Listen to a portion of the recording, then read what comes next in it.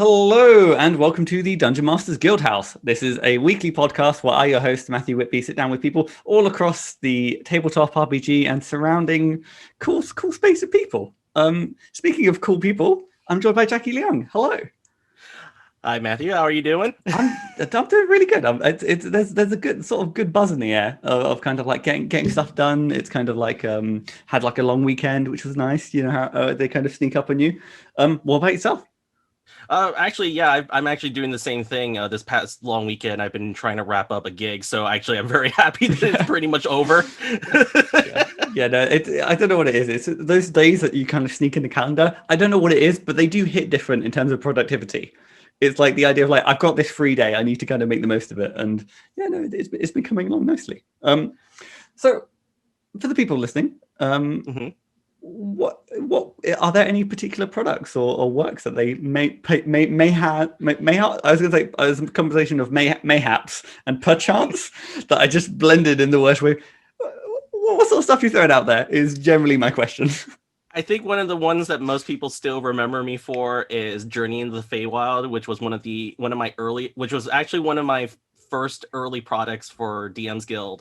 And that was just a kind of brief little supplement to kind of get people inspired about how to approach the Feywild, especially for 5e at that time when there wasn't a whole lot of content yet available for the Feywild. So I kind of just wanted to jumpstart the thinking process, and I wanted to kind of unravel like the conceptions of like the Feywild. Like I wanted to lean in on like some of the earlier building blocks of what 4th edition did, but I also wanted to kind of go, okay, but you can make it your own, and here's how you can do it.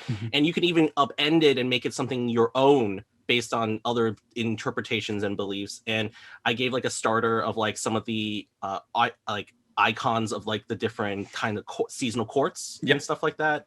And I gave like some early starters of like adventure hooks and how to get you going.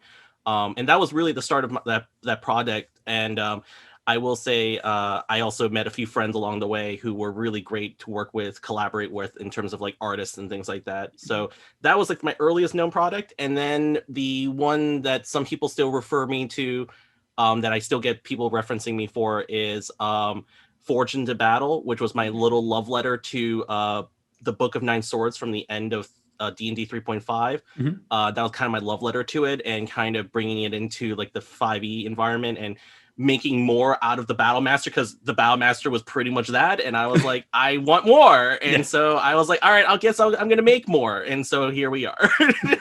No, I like I said, I feel like we're like, I have a certain affinity with the Feywild. I don't know what it is. It's just everything kind of about it, that kind of like whimsical nature. And so Journey into the Feywild was essentially your kind of first foray into like publishing and writing content. I guess this is always like one of my favorite questions to kind of ask is like, what was the drive? Was it more the case of like, so before I even did before publishing on DMsGuild, I also was a blogger and I was an early blogger for 5e. So I started blogging around 2015. And so like that was like right around the time when 5e was starting to pick up the momentum. And so I wrote a lot. I started writing occasional advice columns and stuff about like how I would approach my creative process about like DMing and things like that. And then there was a point where I was just like, there's just not enough Fey content. And I had friends who loved to play Fey stuff. And I was just kind of like, let me bring in some articles. So I wrote a series of articles about the Feywild and about like how to approach the different the seasonal courts and non-seasonal courts. And I gave like some rough like pop culture references. And oddly enough, that was at the same time when Stranger Things was becoming a cult icon.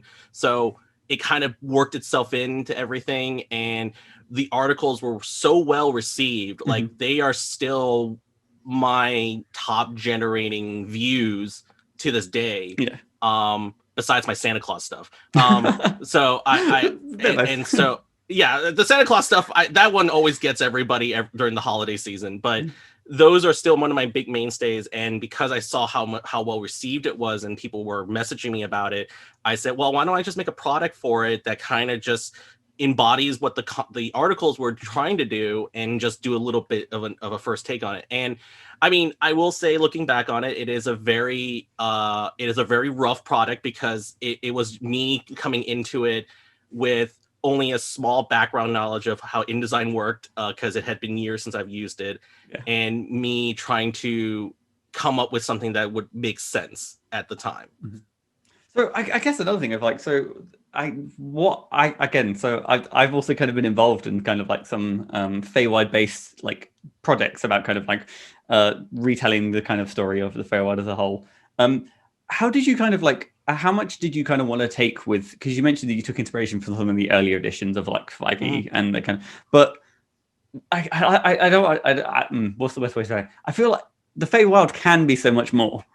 And I'm curious about like how you kind of walk that balance of like, okay, well, as you can, I think you mentioned you had kind of like some suggestions for how to kind of make the Feywild your own in this kind of like everything's amped up to like 11. So like I took some very archetypical constructs for the Feywild. So like the concept of like the 4 seasonal courts. Because in other RPGs that have dealt with Fey or Fairy or Changelings, like it's always there's always been further expansions on the take on it. And so I kind of looked at, okay, so I wrote in the more classical interpretation, which is like the 4 seasonal courts. But then I talked about, well, what about courts that deal with Fey from the sea, the air, the stars? Because that was something that was from 4E. And I kind of just gave those as a rough description, and I kind of gave those as like a place to think about. But I will say that there were other places that I could have explored at the time, but I wanted to just get that drive going. And that was really what a lot of people who come back to me and tell me why they love the product was. It wasn't that it was super informative. What it was it was the collection of artwork and the pieces of information that I was trying to gave enough inspiration for people to go, okay, I can build from this and I can maybe make it my own, instead of like having something that's a product that's here's everything you need, just run it. And it's like, here's something to help you think about it. And so I think at the time, I think that was one of those, I mean, I received fair amounts of criticism and praise for it as well, because as a product, some people wanted that structure, and then there were people who wanted more that abstract. And so I always get I get a fair mix of responses for both. And I'm okay with that. And I mean, it kind of told me how I wanted to approach a lot of my products as I became more into the development of my other content. I mean, I must admit, was it Journey to the Feywild is something like, I think like 63 pages.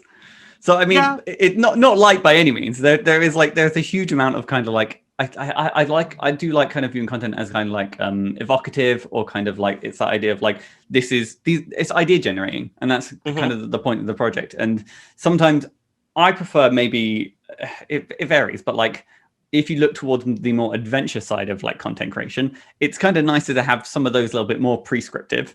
But in kind of like setting guides, or like that kind of combination of like this is DM and also kind of like player like facing content, that you kind of have that kind of idea. I've recently kind of been playing a Feywild like satyr in one of my like other games, where my go-to favorite thing is just I like trying to trick people with like deals of like can I have your name, and then they give you their name, and then it's like, well, it's mine now. So I will say one thing that I always get questioned the most about is how to handle Fey oaths or Fey pacts. And that is something that I didn't put into the product originally, because at the time I thought I was at a personal level, I was already committing so much that I was afraid that if I put so much into it, that if it wasn't going to get well received. Like I actually invested, I did the one taboo of most early creators, which is you shouldn't invest a humongous large sum of money into your first product, especially since it was one of my first breakout products. And I committed like a lot of money into it, more so than probably some early people would ever be shocked to know. And like, I took that early on as like a finance. I kind of took it as, well, I didn't do it for the monetary gains. I did it for the personal satisfaction of knowing I could do it. And also just having a product that could be useful to other people.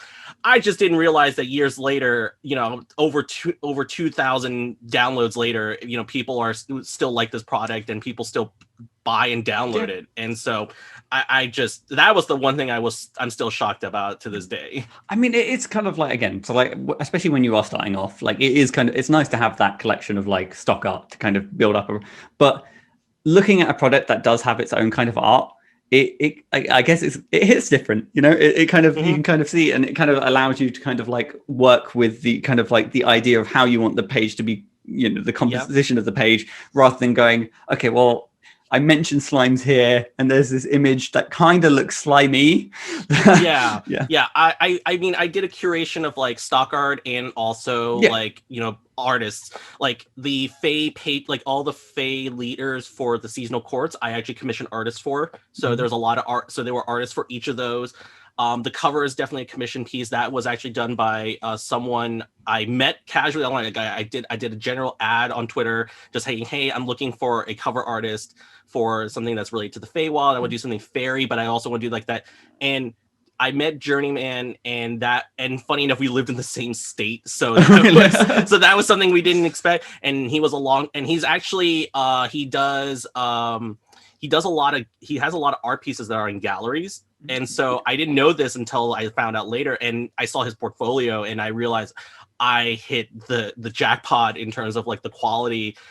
Journeyman is actually still a really good friend of mine, and he does a lot of great pieces, and he's actually a few other TTRPG peers have actually hired him for jobs before. And so, you know, I'm really glad that kicked off for him in a certain way. I will say that I was one of the first people I could easily say I was the first person to hire him for some TTRPG.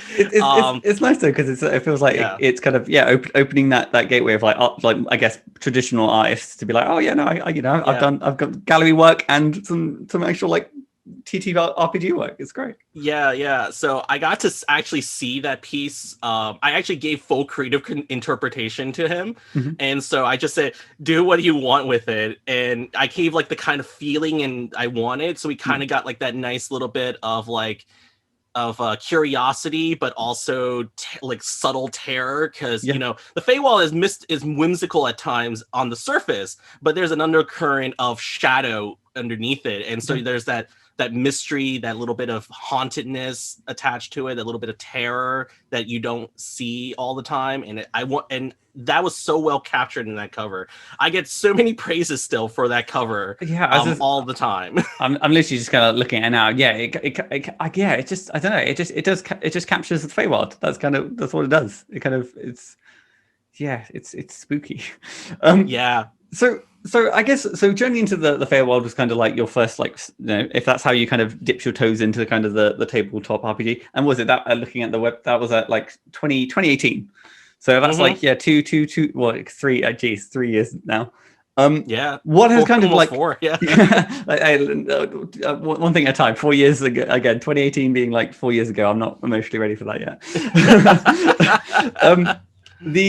What would you say is like, so what are some of the, I guess, like the products, like, or like high points, or like things that you kind of like what are some of the other stuff that you've been working on over the years? So I've been working on, as I was working on those other things, I ended up getting, I worked on a collaborative project for Artifacts of the Guild, and that's a big adamantine bestseller, because I have like 9 magic items featured in there. Nice.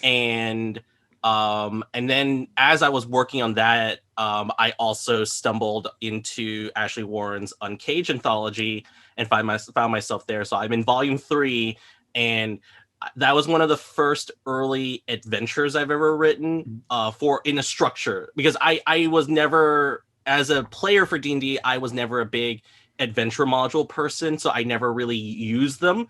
I've seen them, I've read them, but I never really used them. So learning how to get into that process of adventure writing was a new step for me as a creator.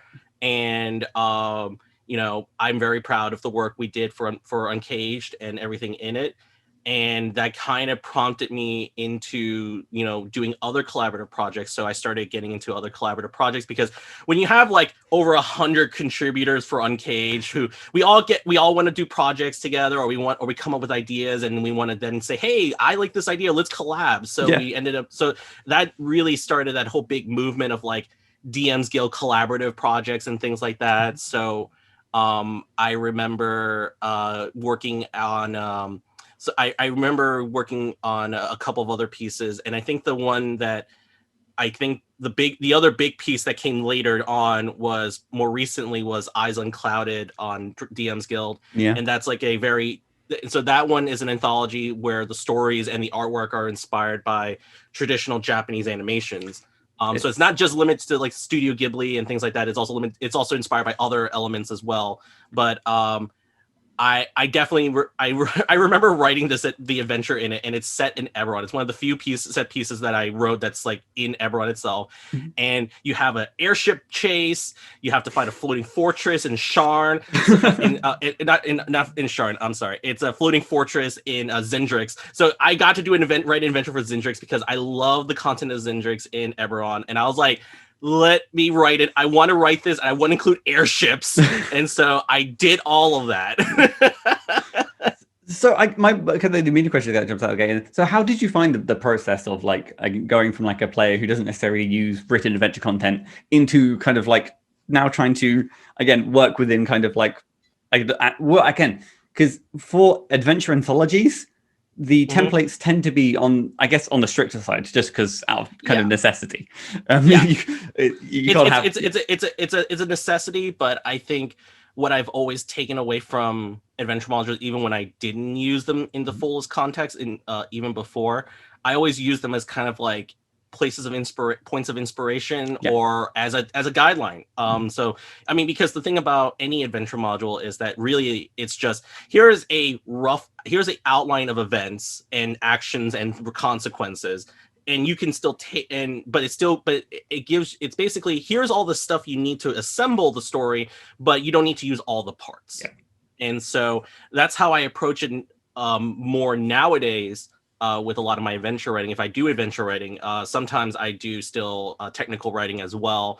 I also do lore as well in some instances. So it just depends on what I'm working on. But like if I'm doing adventure writing at its core, I just more think about, all right, I need to provide a toolkit of options, which is something I learned from like the old school revival movement, which is kind of, it's all about a toolkit, providing something as a toolkit. And so it's like, all right, I treat it the same way as here's the adventure, here's the toolkits. So, and that's what I want to do.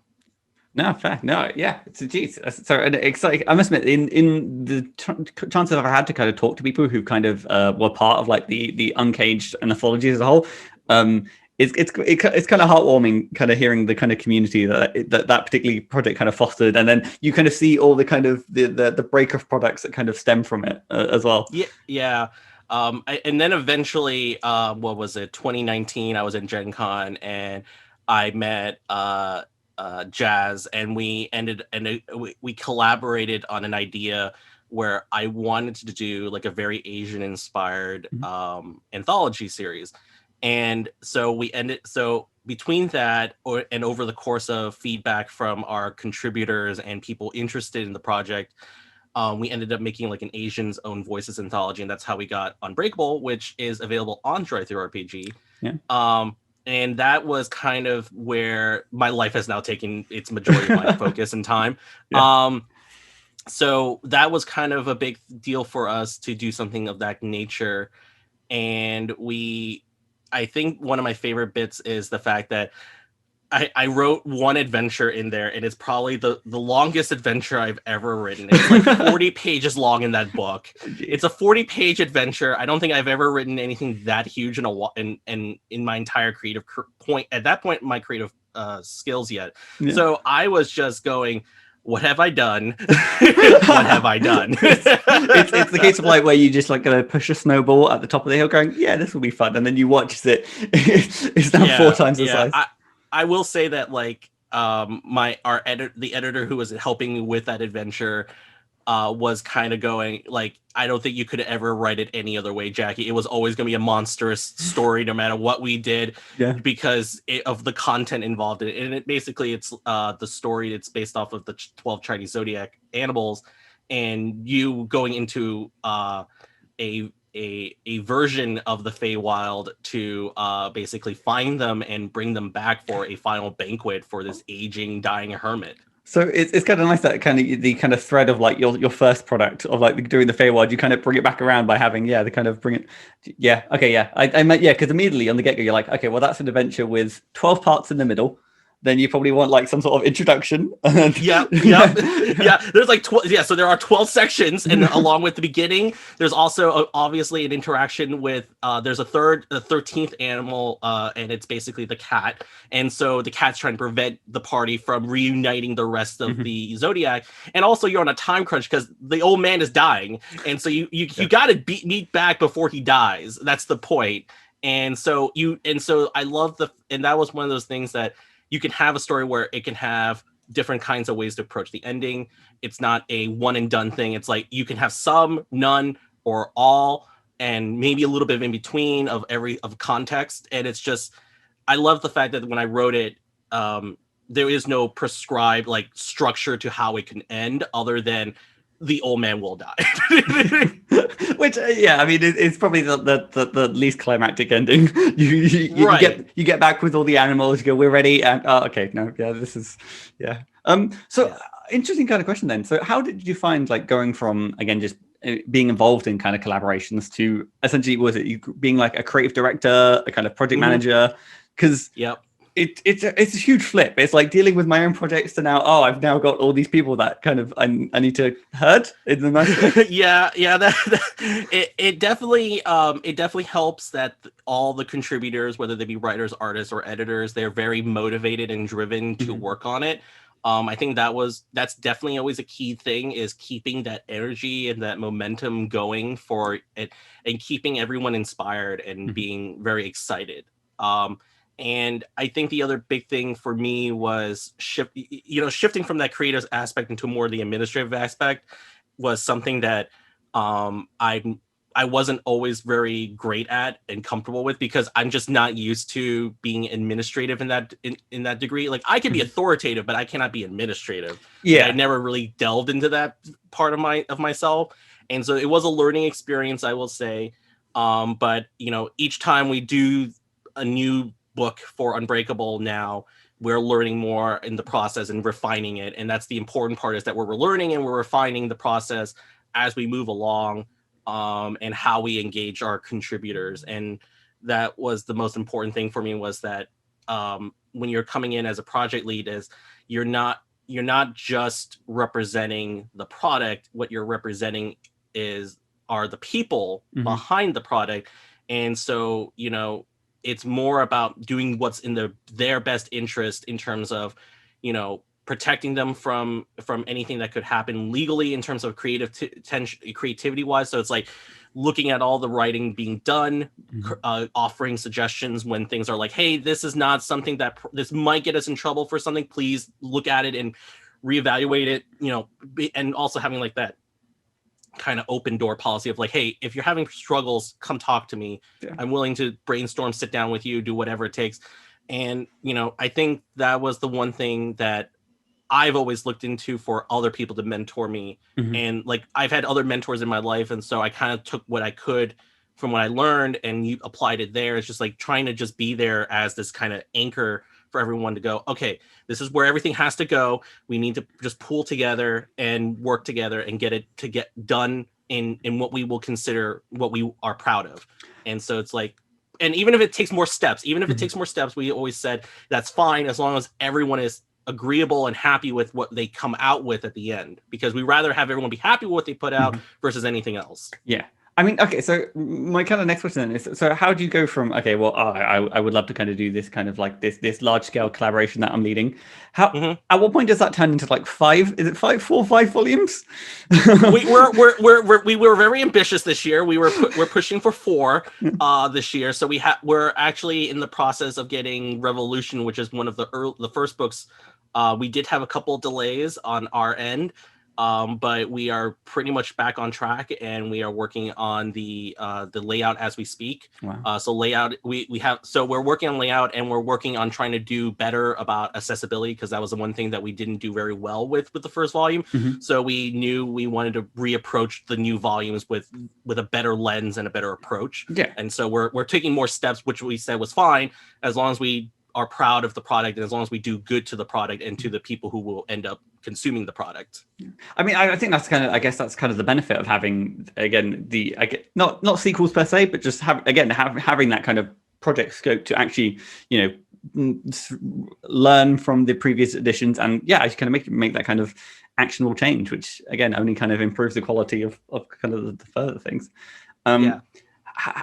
Would you say, like, with the 4 volumes like planned, you're kind of catching your stride as like a creative director, or Yeah, what would you say is like your title? Do you have a title? I think I floated the title around many different times. I think on most emails I write, especially if it's for Unbreakable related, I do label myself as the creative lead director usually, just because because I definitely will say, out of the administrative team, it's myself, Jazz, and Caroline. And Jazz, so we did the thing where everyone has different responsibilities. So I mostly have responsibilities being forward facing in terms of like dealing with the public and the social media, but also people handling yeah, and also being the individual for handling and managing the writers.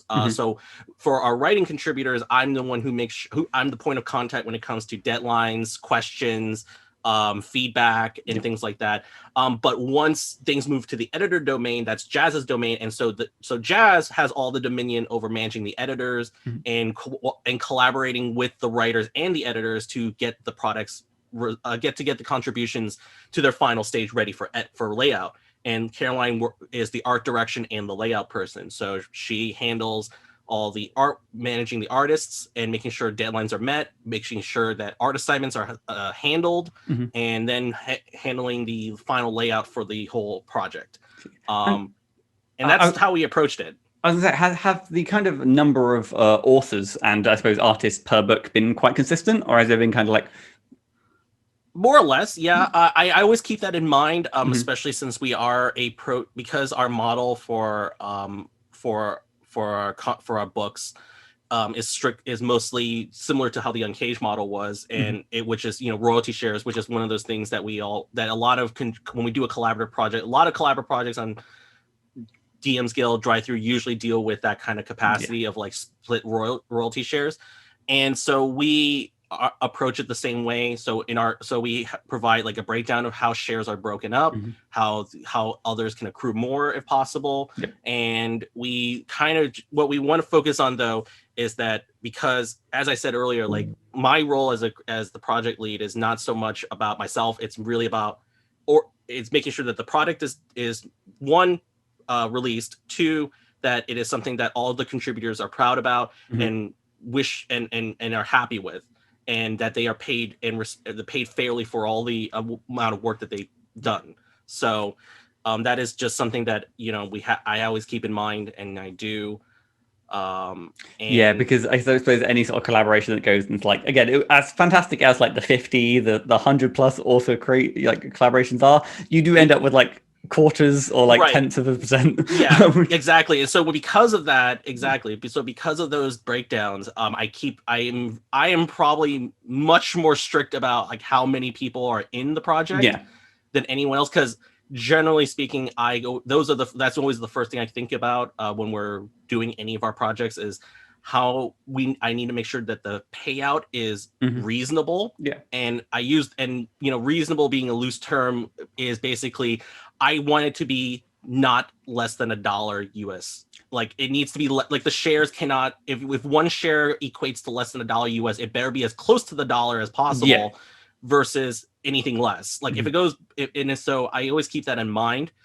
So like our first volume, we had like 10 contributors and we had about 10 to 12 artists, something like that, and we had a small team of editors. Some of the writers were also editors as well, so it kind of kept the team from being too expansive. Like I didn't have to include a lot of extra names into the roster. And so for this turnaround, because we did such a larger open call, we have a lot of new members, a lot of new names, a lot of first, and just like the first book, we have a lot of first timers. So so we have to kind of keep that in mind when it comes to that. And so our work, and so we always make sure that, how many editors are in a team working on a book, how many writers and contributors are in a book, how many artists are being factored in, because that does impact the shares. Now, that doesn't mean we don't tell artists and editors to go and work on multiple books. We just need to keep them in mind. It's like, please just respect the fact that we can only have so many across products. Yeah. Wow. So yeah, it's a lot of management. Yeah. I will say, if anyone ever wants to do something like this, first of all, do one book, don't do 4. That's the first element I will tell you to do. Don't do 4. Start with 1. Get 1 done. Then you can start thinking about at least maybe 2 or 3. I think was it looking at like the normal like advice people have? It's never normally the go of like start 50, and then once you have 50, right, it gets easy. No, it's typically like. I will say, for a collaborative project, keep it around. If you're gonna have a big collaborative project, and we're talking like an anthology series, keep the collaborative numbers around less than 20 if you can. Yeah. So, because you have to remember, for DMsGuild, you have 50% share, right? So even and depending on how you decide to break that 50%, that is dependent on you as the project leader. Yep. But understand that how it's going to be given to everyone else too, in that in how you divide it. So, you know, how much percentage is going to the artist, how much percentage is going to the editors, how much total percentage is going to the writers, and then break it up per individual. And then that's where you have to think about. And then because you also have to think about how you're pricing the product. And that also affects how much they're getting. So keep those things in mind when you're planning it, and, you know, think about fair wages and if you want to do it that way. Now, granted, if you're starting out, you know, ideally in a perfect world, we would want to have, you know, a monetary flat fee for writing, and for whether it be writing, art, or anything, like a flat fee plus royalties. Yep. So in an optimal world, this is where we want to be, and that's something that Unbreakable, as we're trying to strive for that as well. And so, you know, that is something to consider when you're thinking early on as if you're trying to be starting to get your in, you know, this is something that everyone has to think about as the trade-off. It's like, okay, you're not getting paid up front, you're getting paid on royalties, which is not a guarantee. So that is something you also have to be aware of, is sales are not a guarantee.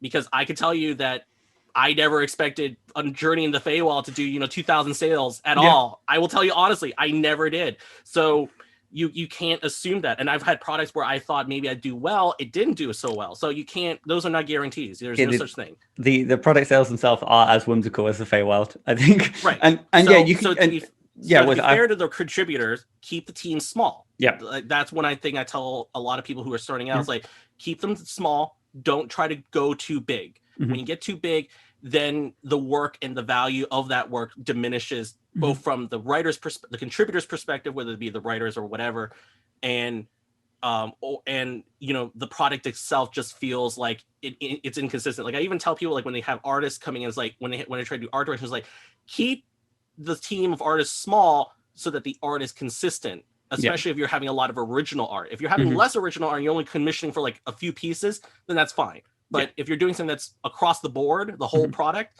only keep a small team of artists so you have a consistency of styles. Yeah. Otherwise, it just feels like it's a hodgepodge. Yeah. Wow. Geez, that's super. Again, I can't even begin to kind of fathom like how I would go about managing anything of Unbreakable scale. There's a lot of emails. There's a lot of emails and messages involved. It's a lot of messages, emails all the time. I imagine like you must like open like, I don't know, like Discord, and every day it's like, oh, I've got 95 notifications. It's fantastic. I mean, I wouldn't go. No, it's not that bad, but it's like, well, like I said, for Unbreakable, because once the writing side is done, we hand it off to Jazz to take care of it. So like the handoff is done, so I don't have to deal with. I still interact with our writers, because, you know, they will always have questions for me and things like that, and I'm always welcome to them. Yeah. But what my role has changed, because once I hand that off, my role changes back to my more administrative role, and I'm just there to make sure that everything is running as a project manager, because I'm still technically the project manager as well as the creative lead and the writer lead. So I need to make sure that once my handoff is handed off, I go back into project management, and I just make sure that we are meeting our milestones. Wow. So this has been, like I said, this has kind of been insanely insightful to kind of hear about kind of the ins and outs of like how you like manage managed project of this kind of size and scale. I am slightly curious. So I guess like to pull out of the pull back of like looking at like the project management side and more about like you as a creative side. Mm-hmm. When you actually like, so if for like you're sitting down to actually start a new adventure, start a new project, yeah, I'm curious about like how do you start? Where do your ideas come from? Like the idea of like the 12 animals going across like this old man 40-page like monolithic adventure. I guess my inspirations for any of my ideas comes from anything. I'm inspired by all the media I consume, whether it be books, comic books, movies, TV shows. Because I was raised by the television in the 90s, so I say that very confidently because I can count the amount of hours I watched daily of television in the 90s. Nice. So and when I reference shows from the 90s, people go, when did you have time to watch that? I'm like, look, there's a lot of things called channel surfing and channel flipping, and there was a skill about macroing your TV remote to go into different specific channels, so you can watch every show simultaneously. That's the time blocks. Yes, during the same time blocks during commercial breaks, because commercial breaks are where your gateway to go. Okay, flip to the other channel to see the other content. So. It's like, so for me, I draw from so much different forms of media that I kind of always think about, all right, what is something that I love about this kind of particular media, for example? And then I go, okay, what do I love about it? And why do I love it? And what can I do to bring that out as something that can represent my creativity? So I remember I wrote, a little murder mystery adventure called Triple Murder Most Foul. And now, granted, this is literally me just going, I don't care if it does well or not. I just want to write it just because it's something that I think is funny and hilarious. Yeah. And to me, it just resonates for me. So I combined the things I combined, like one of the things I love the most, which is the 1985 Clue movie with Tim Curry. Like the cast is amazing. I love that movie. I watched that a lot. And then at the time, I was also, I think right around that time, the new Godzilla movies had just come out. And so so at the same time, I was consuming both media, and I thought, what if I were able to do something with it? And this was also like, and it was approaching the holiday season for us, so like our Thanksgiving. And I thought about, and then I remember seeing an image of King Ghidorah, and I went, oh, now I know what I can do. And so so I created like this like turducken King Ghidorah named Queen Faldra. And that is only one part of the adventure, because the other part is you still have to solve a murder mystery in a large mansion in the middle of nowhere outside of Baldur's Gate. It's kind of like it's that case of like writing it and stuff like you don't necessarily always like fully predict where you're drawing your inspiration from. And like when you spell it out going, oh, this got inspiration from this got inspiration from this, and you see almost like the Frankenstein's monster that you've kind of created. But it's like, yeah, I mean, just the combination of like genres and like different like films from different like time periods, it just leads to these kind of like, I don't know, like no one else is going to design this adventure in the same way that you had from drawing kind of these. And that's kind of what makes it so cool, is like it's yeah, sorry, I'm guessing the murder mystery solving doesn't always go according to plan with everything going on. Yeah, it was definitely an interesting take on me, because I love the idea of noir and murder mystery. So that was like one other genre I really loved a lot. Yeah. So I wanted to kind of bridge in some of my love for that. And so I remember when I wrote it, I was like, all right, I'm still deeply inspired by the movie, but I was like, but the movie is also deeply inspired by the game. And I was like, what if I were to somehow incorporate some elements of the game in some meaningful way? And I remember somebody looking over the adventure and loving the fact. So I have like, there are potential murder weapons that are scattered across the lodge mansion, right?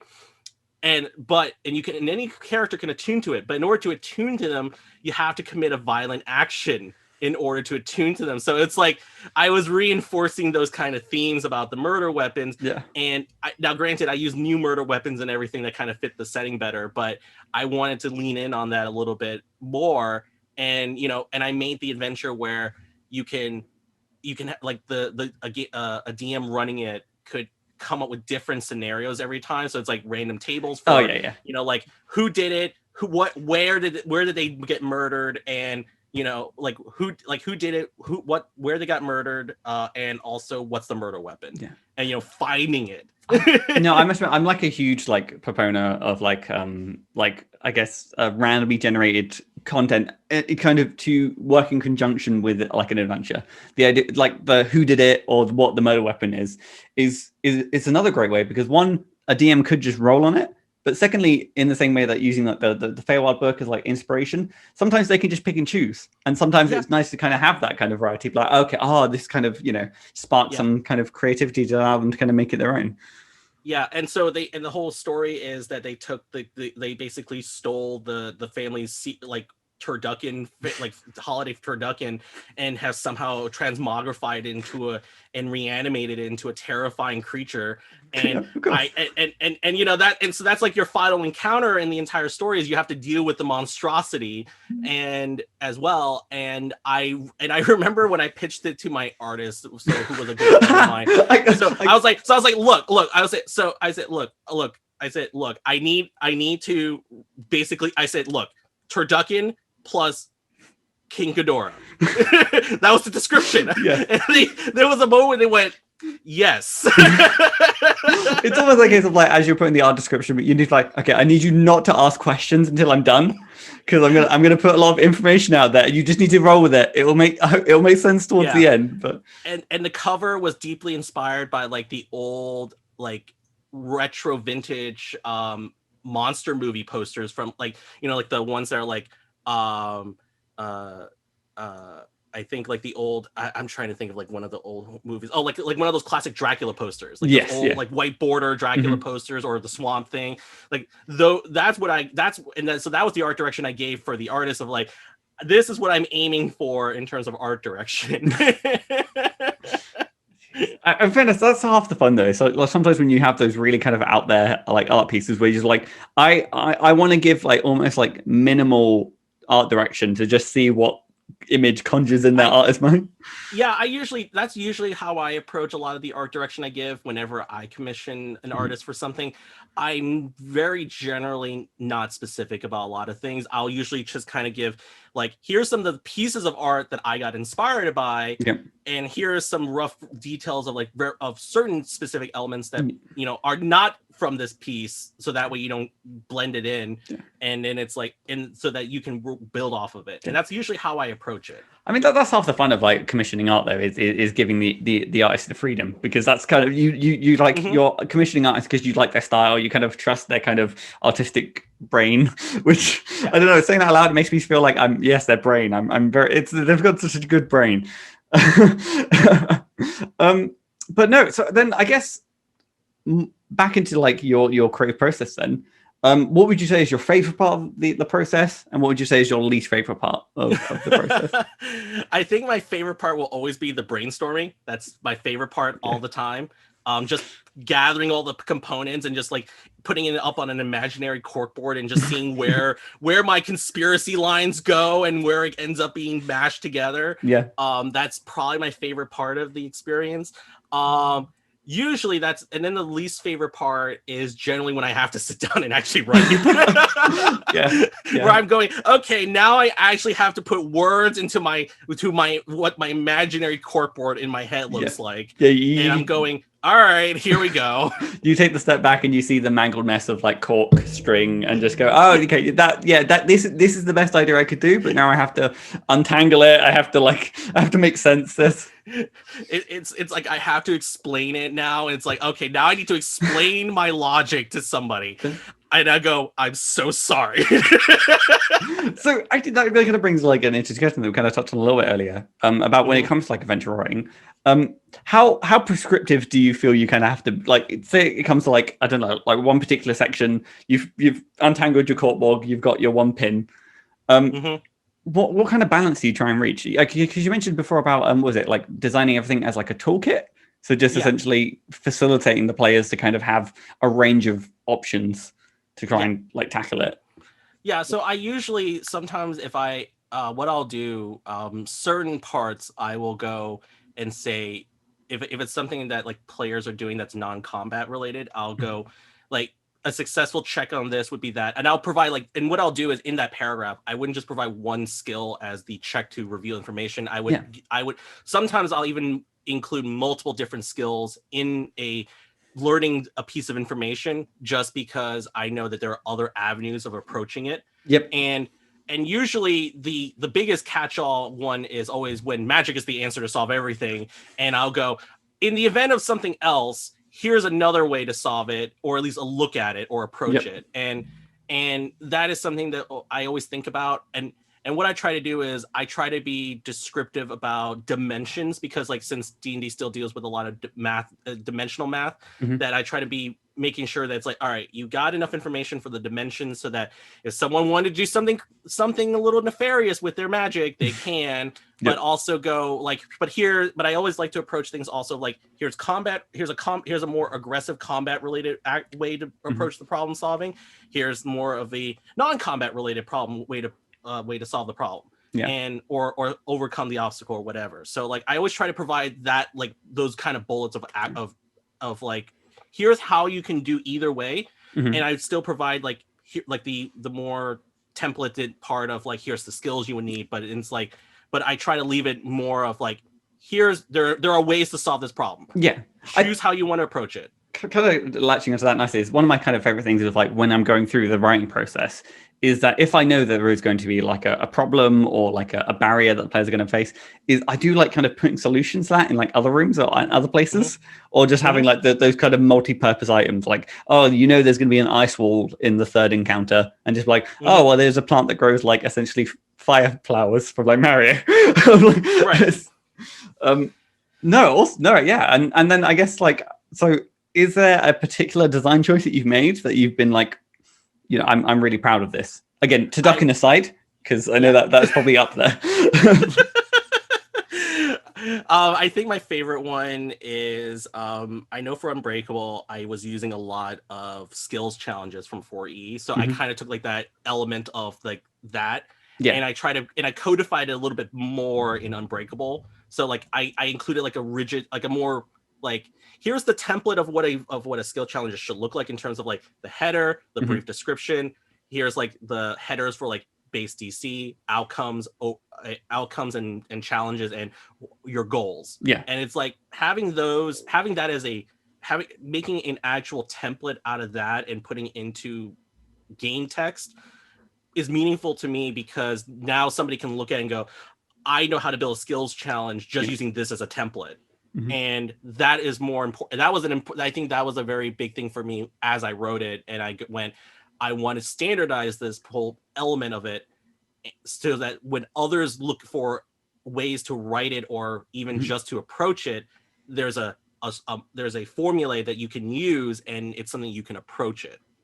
I must admit, I keep, again, as we're kind of recording this, there is a lot of buzz in the air about people talking about the fantastic elements of like 4E again, and the skill challenges and like the way they handle like stat blocks. It just keeps coming back of like, there's a lot of like diamonds in there. Yeah, there were definitely diamonds in there. I will say, like, besides skills challenges and the stat blocks, the other thing I loved was also how that also gave the XP budget in terms of building encounters, because it also worked for everything from monsters to traps to skill challenges, and how to approach it. And it worked because they treated all three pillars, social, exploration, and combat, as encounters. And because of that, you could build using the same formula and template, and it would never clash with one another. And so you can literally have someone build basic, if someone were to say, all right, just build an entire adventure with all the encounters in it, and then you use that as your blueprint of your outline for the story itself, and go, okay, now that I've written the encounters and I know where all the major points that I want happen, now I can write in all the things in between that lead to those. And that makes it a lot easier. It's kind of like those kind of nestled I guess I was about to call them buckets. I don't know if that's this is your encounter bucket. I love it though, because the XP budget, especially since that is something that is a discourse within 5e's design that a lot of DMs still run into about like, how do I make a balanced encounter? And it is one of those things where people have always had a lot of difficulty in, and you know, not having that kind of tried and proven formula made it very difficult for a lot of people to adopt it. But 4E did a really good job about it, and I think that's one of the things I miss about it. Yeah, no, I must admit, like I've written so many encounters over over just doing this, and it's always been the case of like even like you kind of set like, oh, here's kind of, you know, the potential like XP reward, but it also like it never really takes into account the idea of like, okay, well, this is a purely social one, or like, you know, this is like it's always that balance of like, why 5e doesn't necessarily have the same I guess like fundamental support for non slashy stabby encounters in the same way. But you know, here's to, you know, 5.5 or 6. Yeah, which is why, again, I really wanted to standardize like that whole bit of like the skills challenges, because even just using the rough blueprint that 5e provided about like what's considered a moderate, hard, or easy difficulty setting, okay, you can still use that, so you can still incorporate the design for 5e had, but then now you have the additional structure of, all right, well, what's the goal of the skills challenge? Okay, what are the outcomes of the skills challenge when they succeed or not succeed? And then you can because of that, now you have like that kind of binary separation of like of outcomes, and you can as a DM you can kind of go, okay, now I know what the outcomes are like. I'm whether I use them or not, now I know what they are, and I can adopt them how I need to fit the story that we're telling. So then I guess if codifying the kind of 4E skill challenges for 5E was like, I guess like one of your like most successful moments, what would you say is something that like over your like creative career is a lesson that you maybe wish you learned maybe just like sooner? I will say like definitely sooner. I will say getting very familiar with the 5e SRD, like knowing what's in SRD versus what's in the DMsGuild license. Because that, and granted, you know, when I was coming into it at the time, it was still evolving. It's still evolving all the time technically, but now the SRD document is a little bit more established. It's there.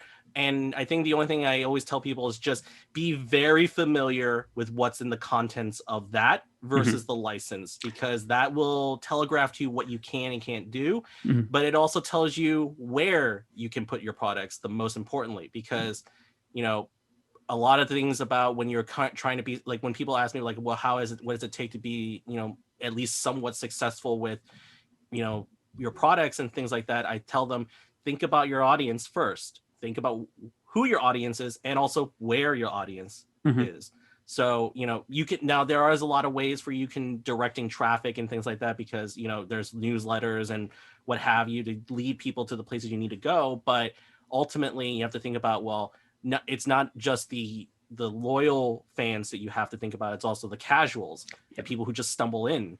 And so you have to think about where your product is, what your product is, who the product is for, and that kind of thing. Like when I wrote Triple Murder Most Foul, I knew my audience would only be the people who got the joke. So I was like, I was not deathly afraid of that. And I was like, you know, I'm okay with the fact that this will not sell like hundreds of thousands of like hundreds of copies or thousands of copies. Like, I'm okay with that. This was an exercise of my whimsicalness, and I just wanted to exercise it. And now also, like, I write a couple indie games every so often. So like on the indie game side, I also portray my whimsicalness, because I wrote like a game that uses blackjack as a mechanic, and you are secret agent penguins. So I mean, really, I mean, you say it like that, just makes sense. I don't. It's just like, all right, here you go. And so I mean, it comes down to, you know, when you're thinking about what you're inspired by, follow the first thing you think about, follow that first thought, go with it, and see. And before you write anything, just think about how far you can take it. Like, take it as far as you can go.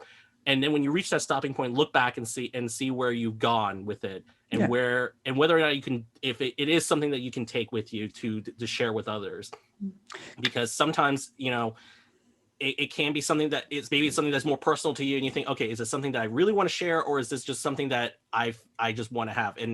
And that's and if it's something you just want to have, you can just do it for yourself, and versus, you know, try to just build a product. Like, a creator shouldn't just always build something for the sake of monetizing.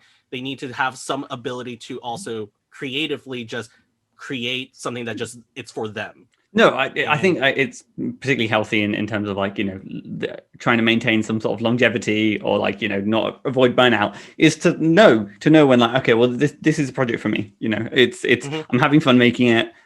Whatever happens. But then on the other side, you do have, like, I don't know, there's like commission projects where you're like, okay, well, this is I'm being commissioned. This is like, you know, this is a thing that I am being paid to do. So, you know, treat it as such. No, it's interesting. It's especially hearing about, like, obviously, like being like participating in both Itch and Drive Through and DM's Guild. You've kind of diversified, kind of engaging with all these kind of, like, varying kind of communities. I kind of wanted to use that as like a pin to be like, okay, well, talking about the community as a whole, then. Who would you say are, like, some of the people in the you know, the tabletop RPG community who, like, particularly inspire you? So a lot of the people who inspire me, Kiana Shaw is definitely always a big inspiration for me. Kiana is a wonderful human being.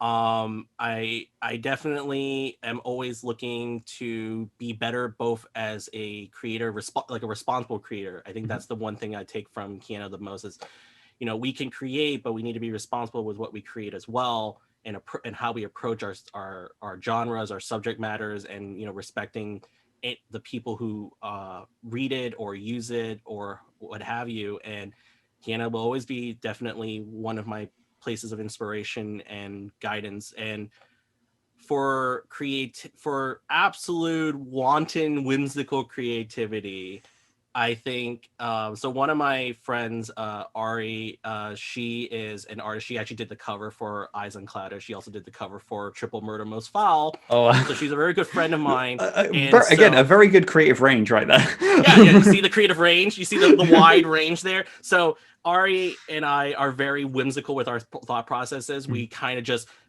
throw something at a wall and see if it sticks. And so usually we'll just toss an idea at each other and be like, hey, does this sound like something we want to do?